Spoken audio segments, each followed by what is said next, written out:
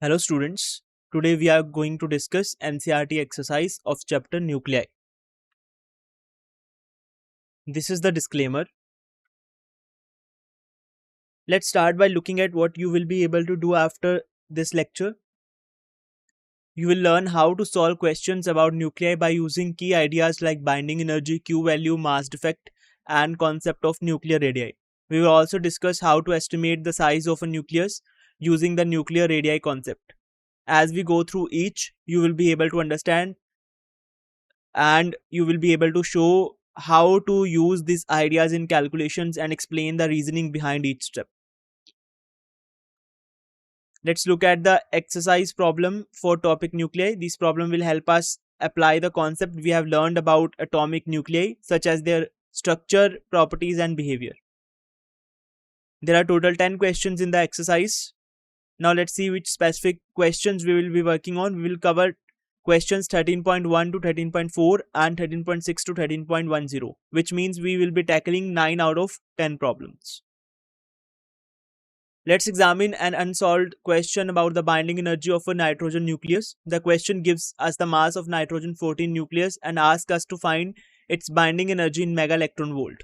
Notice how this type of problem tests your understanding of nuclear binding energy, the energy needed to break a nucleus into its individual protons and neutrons. So first let's identify how many protons and neutrons are there in nitrogen-14 nucleus. This is always our starting point for binding energy problems because we need to know how many of each particles are present to calculate the total mass of the separate nucleons. For nitrogen nucleus 7 and 14, Z means atomic number is 7 and N is number of neutrons, that is A minus Z. 14 minus 7 equal to 7 according to NCERT equation 13.4c. Now let's calculate the total mass of all the individual nucleons if they were separate. This means we will add up the mass of 7 protons and 7 neutrons. This step helps us see how much mass it lost when the nucleus forms. The mass of a single proton is approximately 1.007825 atomic mass units, and the mass of a neutron is about 1.008665 U. To find the total mass of all the nucleons, we use the formula m total equals Z times mass of proton, that is Mp, plus n times mass of neutrons, that is Mn. Here Z and N both are 7 and 14 for nitrogen 14. Plugging in the numbers, we get m total equals 7 times 1.007825 U plus 7 times 1.008665 U. This gives us the combined mass of all the protons and neutrons before they are bound together in the nucleus.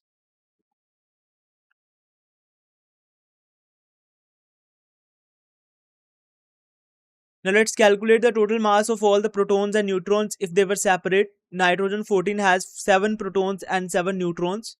The mass of one proton is 1.007825 atomic mass units, and the mass of one neutron is 1.008665 U. So we multiply each by 7 and add them together. This means this gives us 7.054775 U for the protons and 7.06065 U for the neutrons. Adding those two values, we get a total mass of 14.11543 U for all the nucleons if they were not bound together. Notice that this is more than the actual mass of the nitrogen 14 nucleus.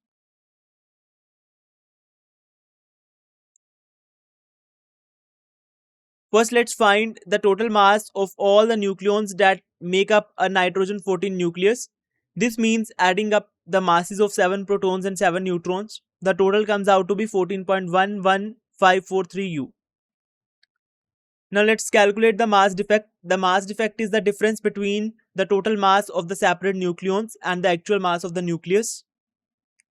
Here we define mass defect written as delta M. It's simply the total mass of the nucleons minus the measured mass of the nitrogen nucleus.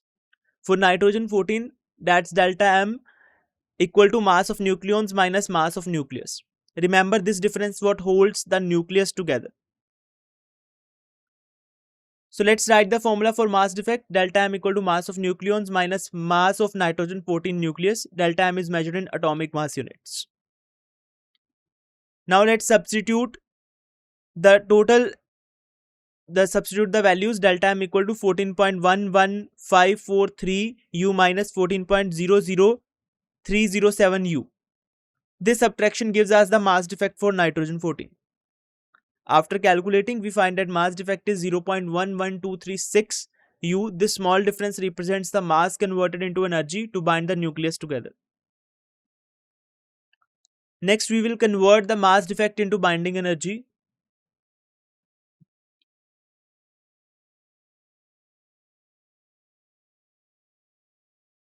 First, let's focus on converting the mass defect into binding energy. Remember, the mass defect is the difference between the total mass of the separate nucleons and the actual mass of the nucleus. To do this conversion, we need a conversion factor. 1 atomic mass unit, or 1 U, is equivalent to 931.5 megaelectron volt divided by C squared. This means that for every unit of mass defect, we get 931.5 megaelectron volt of energy. Now let's write the formula for binding energy. Binding energy BE equals the mass defect delta M multiplied by 931.5 megaelectron volt per atomic mass unit. This formula is directly from NCERT equation 13.8. Let's substitute the values into our formula. The mass defect delta M is given as 0.11236 U. So BE equals to 0.11236 U times 931.5 megaelectron volt per U. After calculating, we find that binding energy is 104.66934 megaelectron volt. This value tells us the total energy needed to break the nitrogen nucleus into its individual protons and neutrons. The binding energy of nitrogen 14 nucleus is 104.66934 megaelectron volt. This high value shows that the nucleus is very stable. Let's examine a question about calculating the binding energy of two nuclei, iron 56 and bismuth 209, in megaelectron volt. The slide gives us the atomic masses of iron 56 and bismuth 209 in atomic mass units.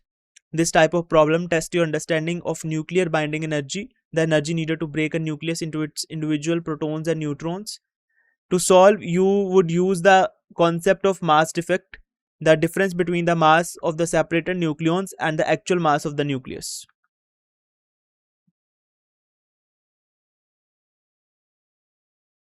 So first, let's organize the information given in the problem. Here we see the mass of the iron 56 nucleus is given as 55.934939 atomic mass units. Next, the mass of bismuth 209 nucleus is provided as 208.980388 U. Let's start by focusing on the binding energy of iron 56. Number of protons in iron 56 is Z equal to 26. Now let's find the number of neutrons in iron 56. The mass number A is 56. So the number of neutrons is A minus Z, which is 56 minus 26 gives us 30 neutrons.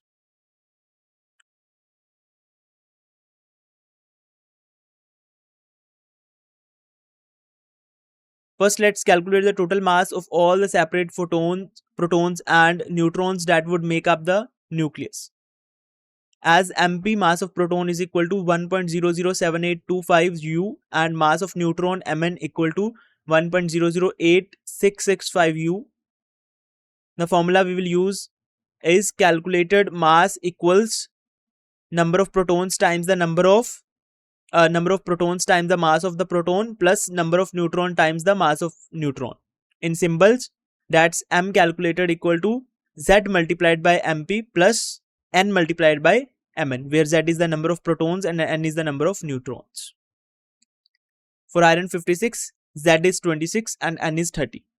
So we substitute these values into our formula. So M calculated is 26 multiplied by 1.007825 U plus 30 into 30 into 1.008665 U.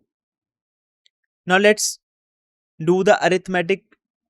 26 times 1.007825 is 26.20345 U, and 30 times 1.008665 is 30.25995 U. Adding this together gives us 56.4634 U. This is the total mass of the separate nucleons before they are bound together in the nucleus, which we have rounded off to 56.46. Next, we calculate the mass defect, which is the difference between the calculated mass of the separate nucleons and actual measured mass of the nucleus. The formula is delta M equal to M calculated minus M actual. M actual means actual mass of the nucleus of iron 56. This mass defect is what gets converted into binding energy according to Einstein's equation equal to mc square. Substituting the numbers, we get delta M equal to 56.4634 U minus 55.934939 U, which equals 0.528461 U. This is the mass that has been converted into binding energy to hold the nucleus together.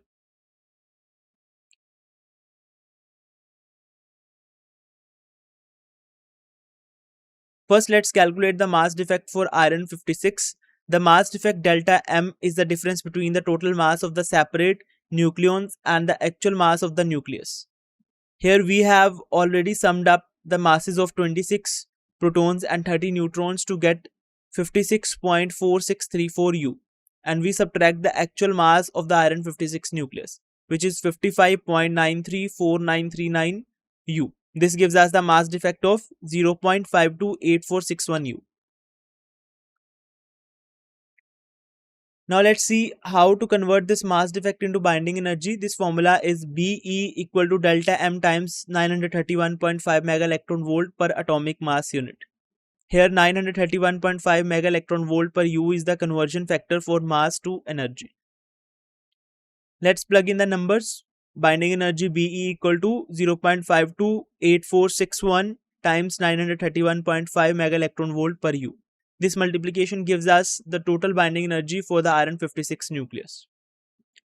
After calculating, we find that the binding energy for iron 56 is 492.26 mega electron volt. This is the total energy holding the nucleus together.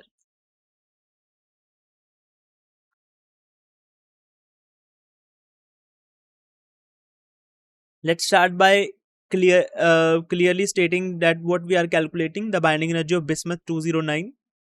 Number of protons in bismuth 209 is Z equal to 83. Next, let's find the number of neutrons. The mass number A is 209. So the number of neutrons N is A minus Z, which is equal to 209 minus 83, which gives us 126 neutrons in bismuth 209.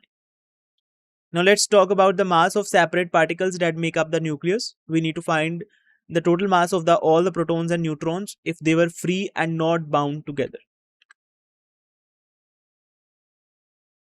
So as MP equal to 1.007825 U and Mn, that is mass of neutrons, is 1.008665 U. The formula for the calculated mass is M calculated equals to Z times the mass of proton plus N times the mass of a neutron. Let's substitute the number into our formula. We have 83 proton times 1.007825 U plus 126 neutron times 1.008665 U. This step shows how we apply the formula to our specific nucleus. Now let's do the math. 83 times 1.007825 U is 83.649475 U, and 126 times 1.008665 U is 127.09179 U. Adding these together gives us a total calculated mass of 210.741265 U. This is the mass of all the nucleons if they were bound together.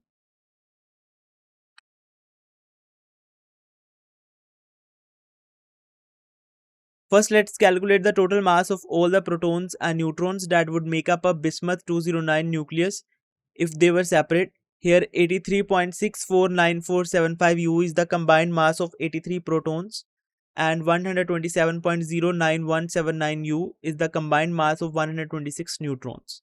Adding these gives us the calculated mass of separate nucleons, which is 210.741265 U.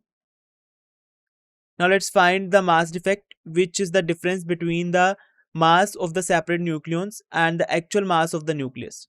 The formula is mass defect delta M equal to calculated mass of the nucleons minus measured mass of the nucleus. Substituting the values, we get delta M equal to 210.741265 U minus 208.980388 U. This subtraction gives us the exact mass defect for bismuth 209. So mass defect for bismuth 209 is 1.760877 U. This value represents the mass that has been converted into energy to hold the nucleus together.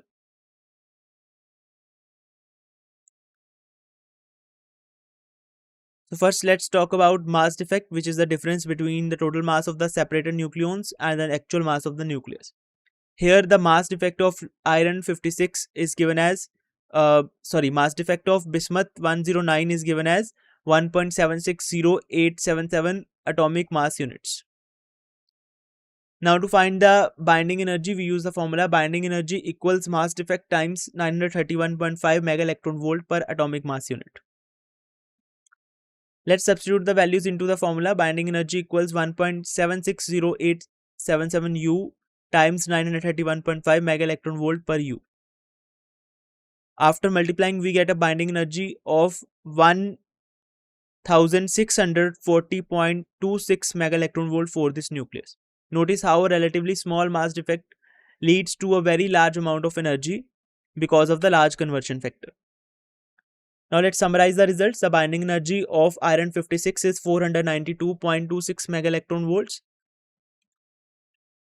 And the binding energy of bismuth 209 is 1640.26 mega electron volt. Let's examine the question. It asks how much nuclear energy would be needed to separate all the protons and the neutrons in a 3 gram copper coin, assuming it's made entirely of copper 63 atoms.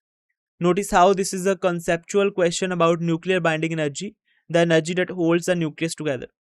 The problem tests your understanding of mass defect and binding energy concepts.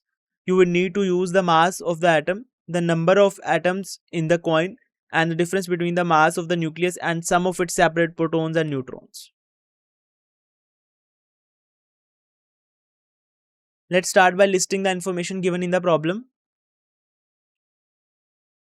Here we specifically noting that mass of a single copper 63 atom, which is 62.92960 U. This value will be important when we calculate the total number of atoms in the coin and later the total nuclear energy. Now let's recall some basic facts about copper 63. Its atomic number Z is 29, which means it has 29 protons. Its mass number A is 63, which is the total number of protons and neutrons in the nucleus.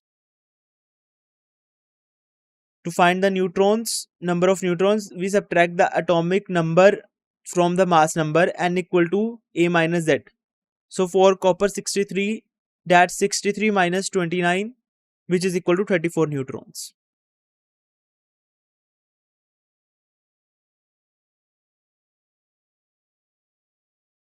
First, we need to calculate something called the mass defect. For a single copper 63 nucleus, the mass defect tells us how much mass is missing when protons and neutrons come together to form a nucleus. Remember, the mass defect is the key difference between the total mass of all the separate protons and neutrons and actual mass of the nucleus itself. Let's see how we calculate the mass defect. We will use the formula that subtracts the actual mass of the nucleus from the combined mass of its nucleons.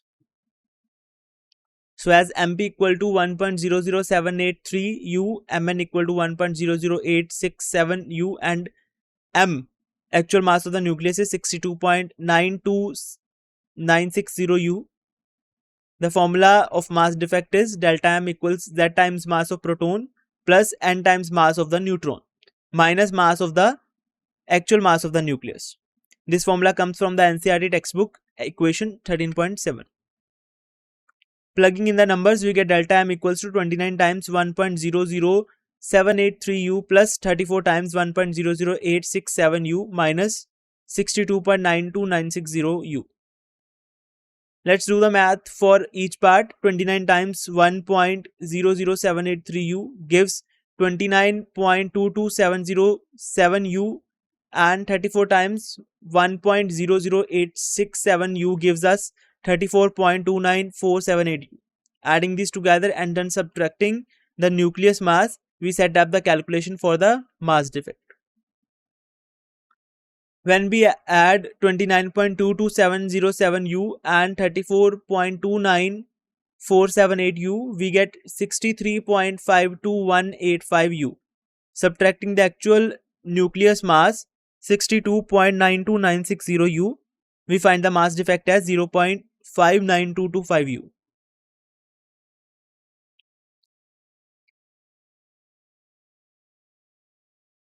First, let's focus on a single copper 63 nucleus. We are going to calculate its binding energy, which is the energy required to break the nucleus into its individual protons and neutrons. This is a key concept in nuclear physics because it tells us how tightly the nucleus is held together.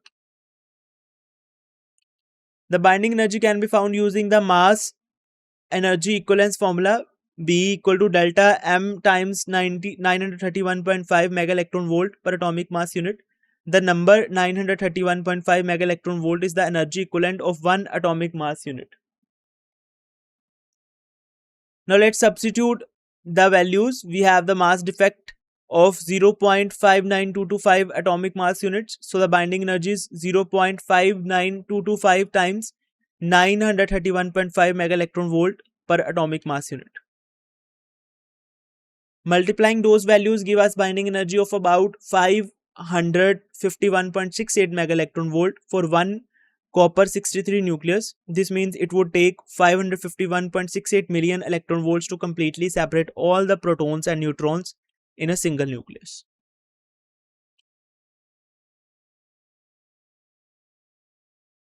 First, let's determine how many copper atoms are actually in the coin. This is an important step because the total nuclear energy will depend on the number of nuclei present. The mass of the coin is given as 3 grams. Next, we need the molar mass of copper 63, which is about 63 grams per mole. The molar mass tells us how much 1 mole of copper 63 atoms weighs. Avogadro's number is a key constant in chemistry and physics. It is 6.022 times 10 to the power 23 atoms per mole. Now let's calculate the number of moles in the coin. We do this by dividing the mass of the coin 3 grams by molar mass 63 grams per mole. This gives us 0.0476 moles. To find the total number of atoms, we multiply the number of moles by Avogadro number. So number of atoms equals moles times the Avogadro number.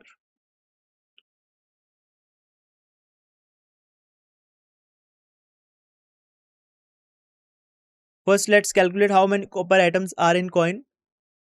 We start by multiplying the number of moles of copper by Avogadro's number, which is 6.022 times 10 to the power 23 atoms per mole. This gives us total number of atoms present in the 3 gram coin. Number of atoms equal to 2.866 times 10 to the power 22 atoms.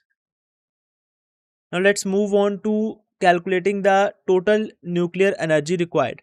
We will use the binding energy per nucleus and multiply it by the total number of atoms we just calculated. Here is the formula. Total energy equals the binding energy per nucleus, binding energy per nucleon times the number of atoms.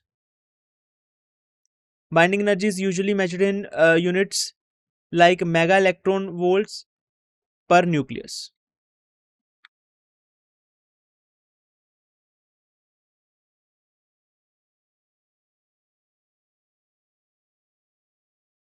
Now let's calculate the total binding energy for one atom and total number of atoms in the coin. The binding energy Be is 551.680875 mega electron volt per atom, and number of atoms in the coin is 2.866 times 10 to the power 22 atoms. Next, we will find the total energy required by multiplying the binding energy per atom by the total number of atoms. So the total energy equals Be times number of atoms. Plugging in the numbers, we have total energy equals 551.680875 mega electron volt per atom times 2.866 times 10 to the power 22 atoms. After performing the multiplication, we find that total energy required is about 1.581 times 10 to the power 25 mega electron volts. To summarize, the nuclear energy required to separate all the neutrons and protons in the coin is approximately 1.58 times 10 to the power 25 mega electron volt. Let's examine a question about comparing the sizes of atomic nuclei for two different elements, gold and silver. The question asks us to find the approximate ratio of nuclear radii of gold 197 and silver 107 isotopes. Notice how this problem tests your understanding of how nuclear radius depend on the mass number of isotope.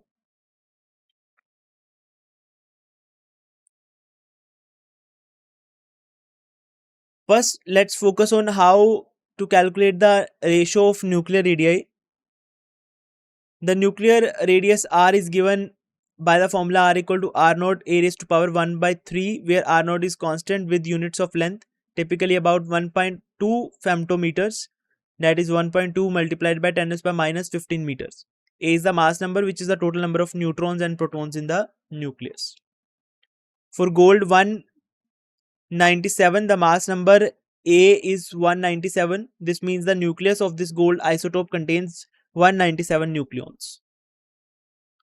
For silver 107, the mass number A is 107, and so this nucleus has 107 nucleons. We will compare this to gold 197 to find the ratio of the radii.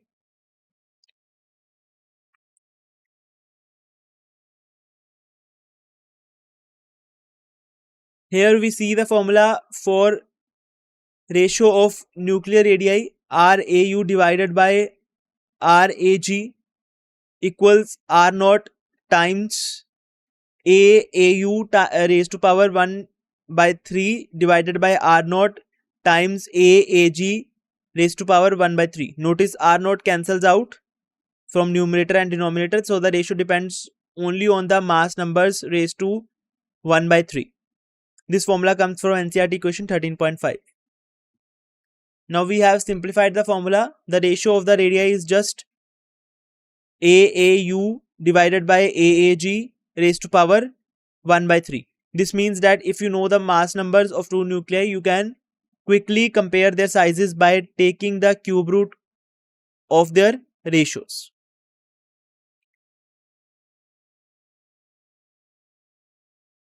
Now let's substitute the mass number into the formula for nuclear radius. The general formula is R equal to R naught A raised to power 1 by 3. So the ratio of the radii becomes RAU divided by RAG equal to 197 divided by 107 raised to power 1 by 3.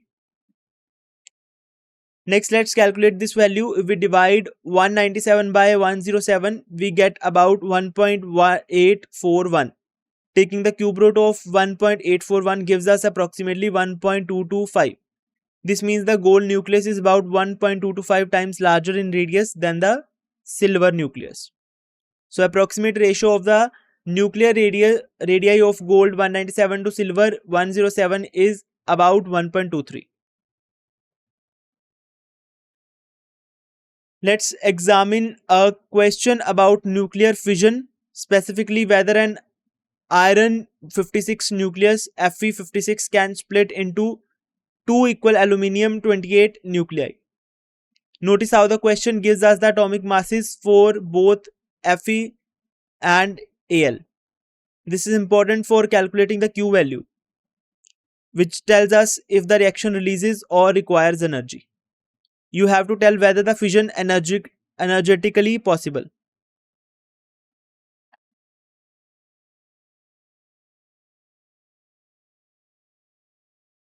Let's start by listing the information given in the problem. So first focus on the mass of iron 56. It's given as 55.93494 atomic mass units. Next you have the mass of aluminium 28, which is 27.98191 U.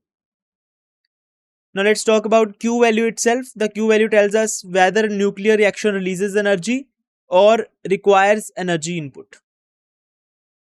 Q value of a nuclear reaction is determined by the difference in mass between the reactants and products multiplied by the speed squared of the speed of light, that is c square.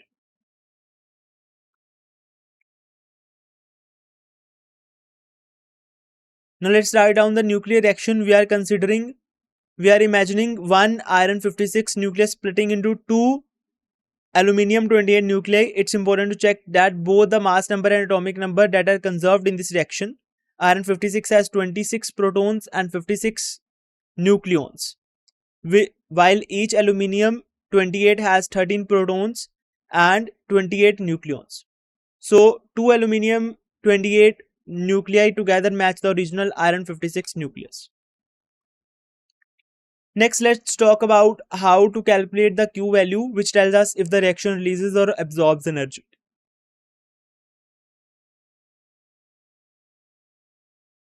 The formula is Q equal to mass of iron 56 minus 2 times the mass of aluminium 28 times c squared, where c is the speed of light. If Q is positive, energy is released and the reaction is possible. If Q is negative, energy is required and the reaction won't happen spontaneously.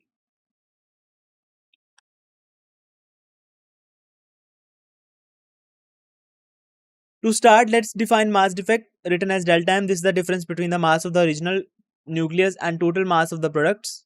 Hence, delta m equals the mass of iron nucleus minus 2 times the mass of aluminium 28. Now let's substitute the given values into our formula. The mass of iron 56 is 55.93494 U and the mass of aluminium 28 is 27.98191 U. So we have delta m equals 55.93494 minus 2 times the 27.98191. Carrying out the multiplication, 2 times 27.98191 gives us 55.96382 U. So delta m is 55.9349 U minus 55.96382 U. Subtracting these values, we get delta m equals negative 0.02888 U. The negative sign tells us what the products have more tells us that the products have more mass than the original nucleus, which means energy would need to be supplied for this reaction to occur.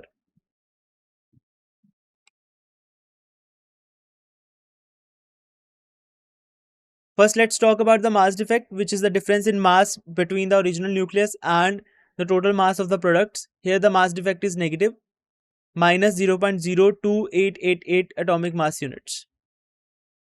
To find out how much energy this mass defect represents, we need to convert atomic mass units into energy. The conversion factor is 1 atomic mass unit equals 931.5 mega electron volts per c squared. Now let's write the formula for the Q value. Q equals the mass defect times 931.5 mega electron volt per atomic mass unit. Plugging in our numbers, we multiply negative 0.02888 atomic mass units by 931.5 mega electron volt per atomic mass unit. This step gives us the actual energy change for the reaction. The result is Q equals negative 26.90 mega electron volt. This negative value means the reaction would actually require 26.90 mega electron volt of energy to occur, rather than releasing energy.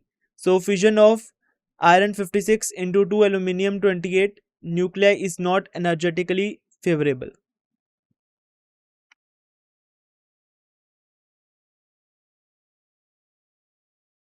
First, let's clarify what we mean by energetic possibility of fission. Remember, for any nuclear reaction to happen on its own, the Q value must be positive. That means the reaction releases energy. If the Q value is negative, energy must be supplied for the reaction to occur. In this case, when we calculate the Q value for the fission of iron 56 into 2 aluminium 28 nuclei, we get negative 26.90 megaelectron volt. A negative Q value tells us that energy must be supplied to make this reaction happen. In other words, the process is not spontaneous. So since the Q value is negative, this particular fission reaction is not energetically possible under the normal conditions. It won't happen by itself. We would have to provide energy from outside. To sum up, for a fission reaction to be energetically possible, the Q value must be positive. This means energy is released, making the reaction spontaneous.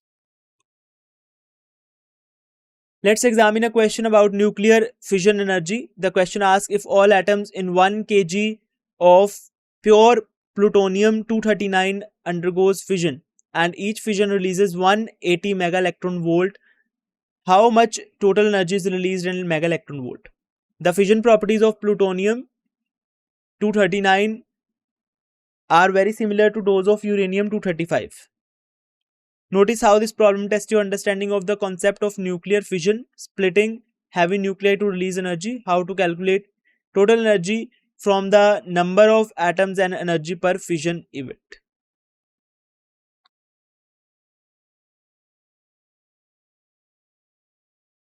First, let's focus on how to calculate the total energy released. To solve, we need to follow a sequence of steps. We will start by finding the number of moles in 1 kilogram of plutonium 239, then determine the number of atoms and finally calculate the total energy. Step 1 is to determine the number of moles. The total mass of plutonium 239 is about 239 grams per mole. Since we have 1 kilogram or 1000 grams, we will divide the mass by molar mass to get the number of moles. Number of moles is given by given mass of plutonium upon molar mass of plutonium.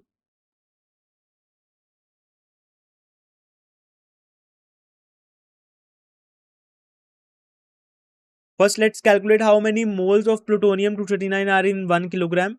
Remember, the number of moles is found by dividing the mass of the sample by its molar mass. Now let's do the calculation.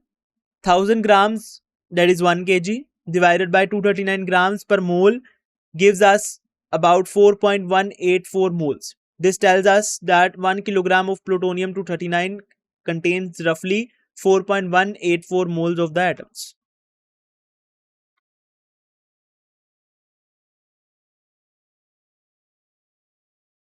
Number of moles approximately equal to 4.184 mole.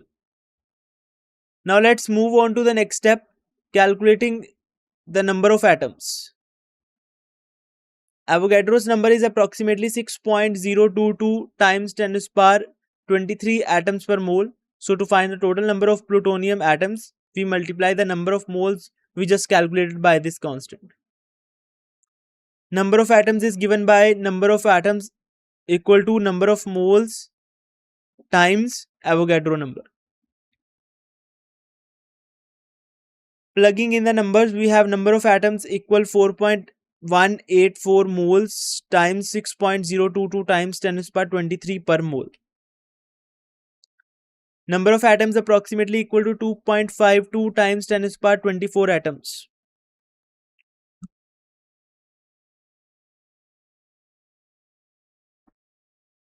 First, we have determined the number of plutonium 239 atoms in 1 kilogram, which comes out to be 2.52 times 10 to the power 24 atoms. Now let's move on to step 3, calculating the total energy released. To find the total energy, we simply multiply the number of atoms by the energy released per fission, which is 180 mega electron volt for each atom. So total energy released is given by total energy released equal to number of atoms times energy per fission. Now let's plug in the numbers. Total energy released equal to 2.52 times 10 to the power 24 atoms multiplied by 180 mega electron volt per atom. This multiplication gives us the total energy output in mega electron volt. Notice how the units of atom cancel out, leaving us with just energy. So the total energy released is approximately 4.536 times 10 to the power 26 mega electron volt. This is an enormous amount of energy from just 1 kilogram of plutonium 239.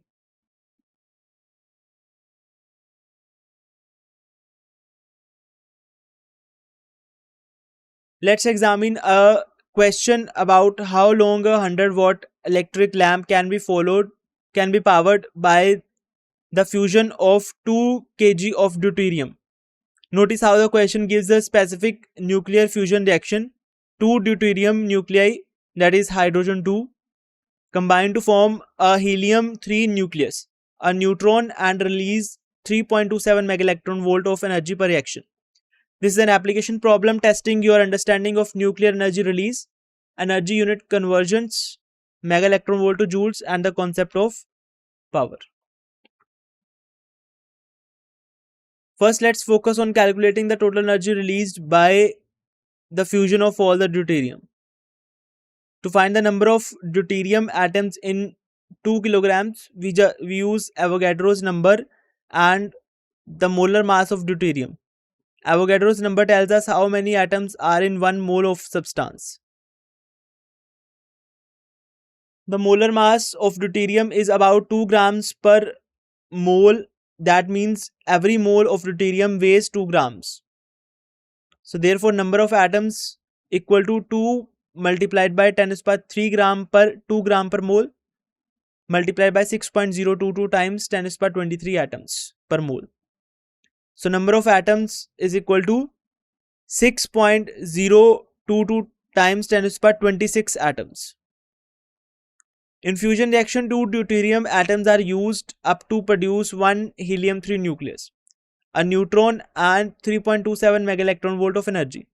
So every time 2 atoms fuse, we get this amount of energy. Since each fusion reaction uses up to deuterium atoms, the total number of possible fusion reaction is half of the total number of deuterium atoms were calculated.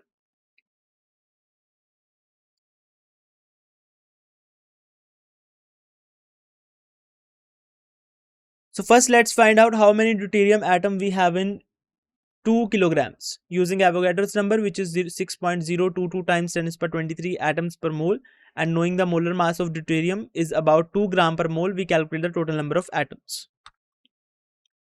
Next, notice that each fusion reaction uses up to deuterium atoms. So to find the total number of reaction possible, we divide the total number of atoms by 2. So number of reactions is equal to 3.011 times 10 to the power 26 reactions. So now let's calculate the total energy released. Each reaction gives 3.27 mega electron volt. So we multiply the number of reactions by this energy per reaction. Multiplying those numbers, we get a total energy of 9.846 times 10 to the power 26 mega electron volt. This is the total energy that could be produced using fusing all the deuterium.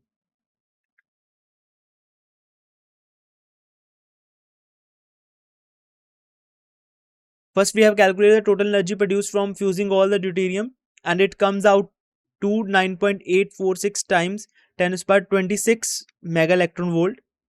Now let's convert this energy from mega electron volt to joules. Since joules are the standard SI units of energy, the conversion factor is 1 mega electron volt equals 1.602 10 to the power minus 13 joules.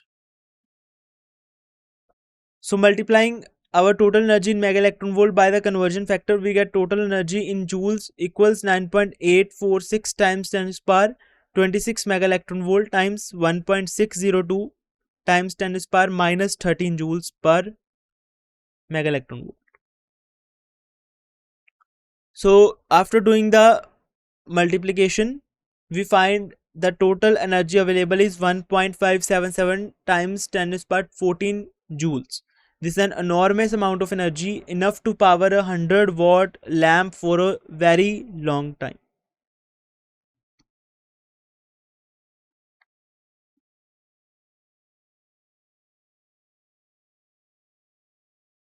So first we have calculated the total energy released from fusing all 2 gram of deuterium, and it comes out to 1.577 times 10 to the power 14 joules. Now let's focus on how to find the time duration. We want to know how long this energy can keep our lamp glowing. To do that, we will need to relate the total energy to the power of the lamp, which is the rate at which it uses energy. Notice here we are dividing the total energy by the power of the lamp. Power is energy per unit time, so we know the total energy available and how quickly the lamp uses it. Dividing gives us the total time the lamp can stay on. The lamp's power is given as 100 watts, which means it uses 100 joules every second. So the time is total energy divided by power. Time equals 1.577 times 10 to the power 14 joules divided by 100 joules per second. After dividing, we find the time is 1.577 times 10 to the power 12 seconds. That's an incredible long time, much longer than a human lifetime.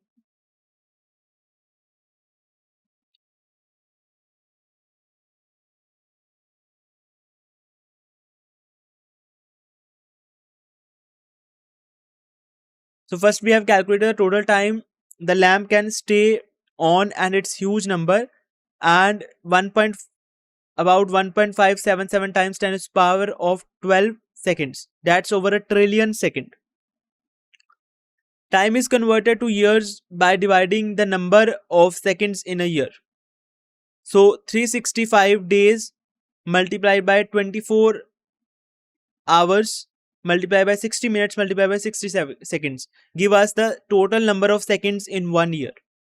So time in years is calculated as 1.577 10 to the power 10 to the power 12 seconds divided by the number of seconds in 1 year. So 3.1536 times 10 to the power 7 second per year. So after converting, we find that the lamp could stay lit about 5 times 10 to the power 4 years. That is 50,000 years. To sum up, fusing just 2 kilograms of deuterium could keep a 100-watt lamp glowing for roughly 50,000 years. Let's examine a question about the potential barrier during a head-on collision of two deuterons, which are nuclei of deuterium, each with one proton and one neutron. Notice how the question asks for the height of potential barrier. This refers to the maximum electrostatic repulsion energy when the two deuterons just touch each other. Assume that deuterons can be taken as hard spheres of radius 2 femtometers. This concept being tested here is the calculation of electrostatic potential energy between two charged particles at a certain distance.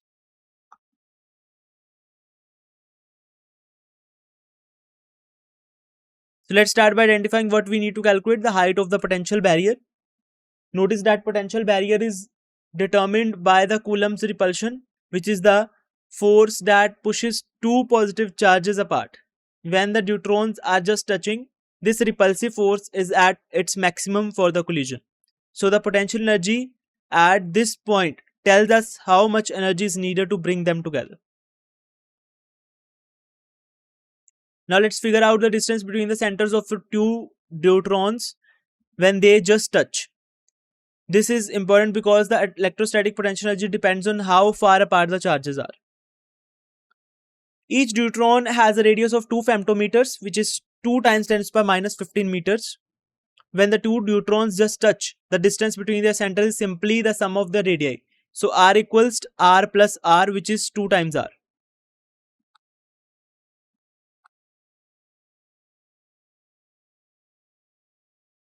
First, let's figure out the distance between the centers of two deuterons when they just touch.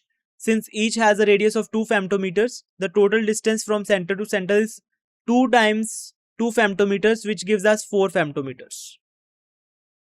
Now let's convert this distance into standard SI units. 1 femtometer is 10 to the power minus 15 meters. So 4 femtometers becomes 4 times 10 to the power minus 15 meters. Next, let's identify the charge of a deuteron. A deuteron is made up of 1 proton and 1 neutron. The neutron has no charge, so total charge of a deuteron is just the charge of a single proton, which is called the elementary charge. So the charge of deuteron, which we call Q, is equal to E, the elementary charge. The value of E is 1.6 times 10 to the power minus 19 coulombs.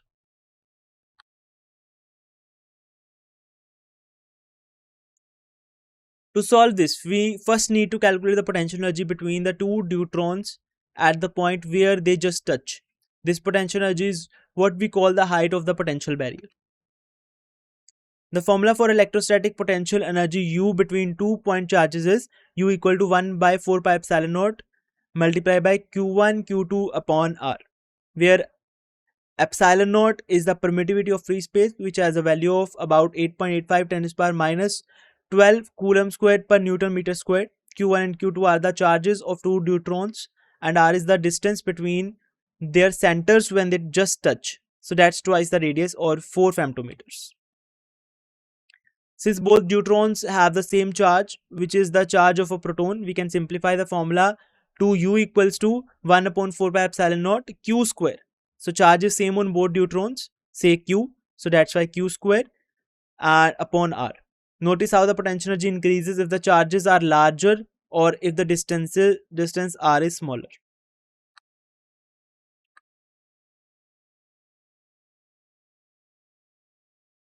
Now let's write down the formula for the electrostatic potential energy between 2 point charges. It's U equal to 1 by 4 pi epsilon naught Q square upon R. Next, let's substitute the values for the charges and the distance. Each deuteron has a charge equal to that of a proton, which is 1.6 times 10 to the power minus 19 coulombs. Since they just touch, the distance between their centers is twice the radius. So R is 4 times 10 to the power minus 15 meters. Now let's plug these values into our formula. You have U equal to 9 times 10 to the power 9 Newton meter squared per coulomb square times 1.6 times 10 to the power minus 19 coulomb whole square divided by 4 times 10 to the power minus 15 meters. So let's simplify the numerator first. 1.6 times 10 to the power minus 19 squared is multiplied by 9 into 10 to the power 9, and 1.6 times 10 to the power minus 19 squared is 2.56 times 10 to the power minus 38. So the equation becomes U equal to 9 times 10 to the power 9 multiplied by 2.56 times 10 to the power minus 38 divided by 4 times 10 to the power minus 15. Now let's divide 2.56 by 4 to get 0.64 and adjust the power of 10 accordingly. So U equal to 9 times 10 to the power 9 multiplied by 0.64 times 10 to the power minus 23 joules.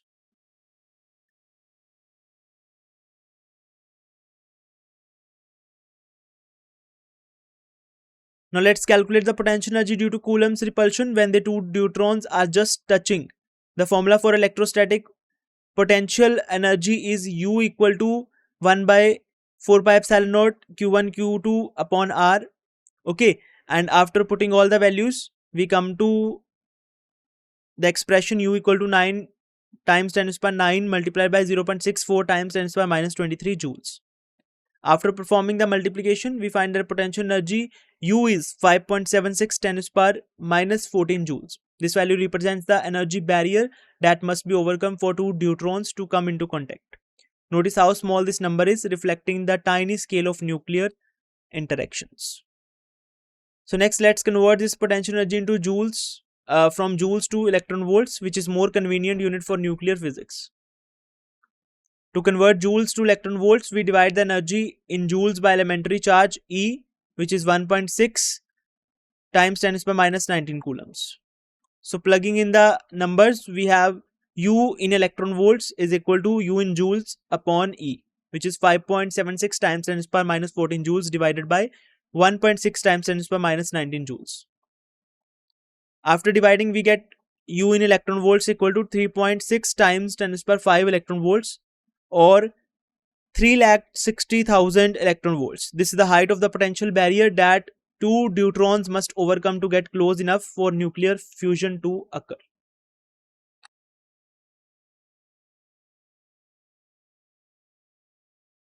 Now let's focus on the potential energy involved in this situation. So here is the calculated value. The potential energy comes out to be 3.6 times 10 to the power 5 electron volts, or 3,60,000 electron volts. Let's express this energy in kilo electron volts, which is often more convenient for nuclear physics, since 1 kilo electron volt is equal to 1000 electron volts. So 3,60,000 electron volts is equal to 360 kilo electron volts. So to summarize, the height of the potential barrier for a head-on collision of two deuterons is 360 kilo electron volts. Let's examine the formula R equal to R naught a raised to power 1 by 3, where R naught is the radius of the nucleus. R is the radius of the nucleus measured in meters. R naught is a constant, which is 1.2 femtometers. A is the mass number, which tells us how many protons and neutrons are in the nucleus. The question asks us to use this relationship to show that nuclear matter density stays nearly constant, no matter that what mass number A is. This is a conceptual question testing our understanding to how volume and mass relate in nuclei and how density depend on these. So first let's focus on the formula given. R equal to R naught a raised to power 1 by 3. Here R is the radius of the nucleus. R naught is a constant with units of length, usually 1.2 femtometers, and A is the mass number, which is total number of protons and neutrons in the nucleus. Now let's define what we mean by nuclear density. To find the nuclear density, we use the basic definition. Density, that is denoted by rho, is mass divided by volume. For a nucleus, the mass is essentially the mass number divided by the mass of the single nucleon. And since protons and neutrons have nearly the same mass, and volume is the space of the nucleus occupies, which depend on its radius. So we can write the formula for the nuclear density as rho equal to mass of nucleus divided by the volume of nucleus. First, let's express the mass of nucleus. Remember, the mass number A tells us the total number of nucleons, protons and neutrons in the nucleus. The mass of nucleus is approximately proportional to its mass number A. That means as A increases, the mass increases in direct proportion. If we let M represent the average mass of a nucleon, then the total mass of the nucleus can be written as M times A. Now let's talk about the volume of the nucleus. Since nuclei are roughly spherical, we can use the formula for the volume of a sphere as, so volume V is equal to 4 by 3 pi r cube. Remember, R is given by R naught a raised to power 1 by 3. So as A increases, the radius increases, but not as quickly as the mass.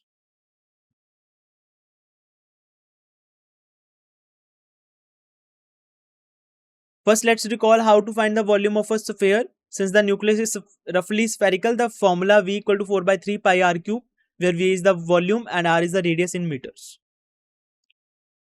Now let's substitute the expression for the nuclear radius into our volume formula.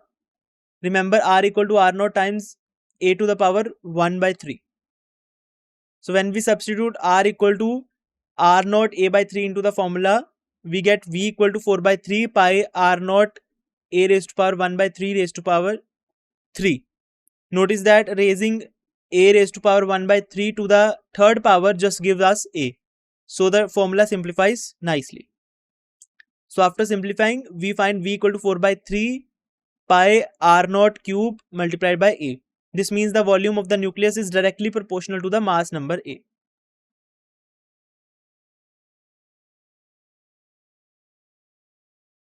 We get V equal to 4 by 3 pi R naught cube A. Notice how the volume is directly proportional to the mass number. Now let's calculate the nuclear density. Remember, density is mass divided by the volume. So substituting the mass of the nucleus is M times A, where M is the average mass of the nucleon, and volume is 4 by 3 pi R naught cube times A. So density rho equals to MA divided by 4 by 3 pi R naught cube A. Notice that A appears in both the numerator and denominator, so it will cancel out. So after cancelling A, we are left with rho equals 3m divided by 4 pi R naught cube. The final expression shows that density depends on constants, the mass of nucleons and R naught.